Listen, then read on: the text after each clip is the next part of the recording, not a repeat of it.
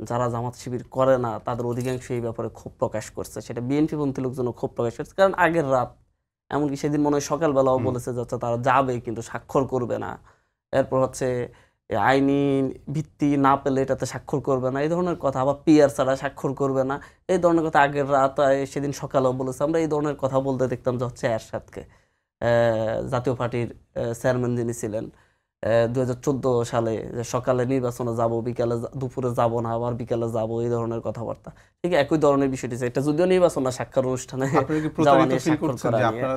আমরা তাদের ভরসায় কিছু করি নাই। আমরা তাদের দাবি দেওয়ার সাথে আমাদের দাবি দেওয়ার কোনো মিল ছিল না। একটা মাত্র মিল ছিল, আইনি ভিত্তির কথা ওনারা বলছেন। আমরা 3-4টা দাবি দিয়েছি, আমাদেরগুলো স্পষ্ট।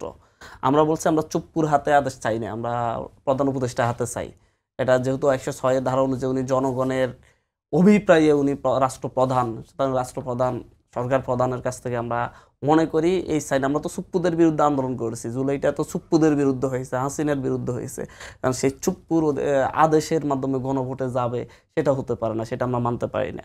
এবং হচ্ছে সেই আদেশটা কেমন হবে, আপনি দেখেন বিএনপির কথা মতো আগের দিন একটা সেন্স নিয়ে আসা হয়েছে যে হচ্ছে যে সরকার ক্ষমতায় যাবে, সে নোট দেওয়া হয়েছে, সেই সরকার তার নোট অফ ডিসেন্টের ইস্যুগুলা না বাস্তবায়ন করলেও চলবে, এটা তো কথা নেই।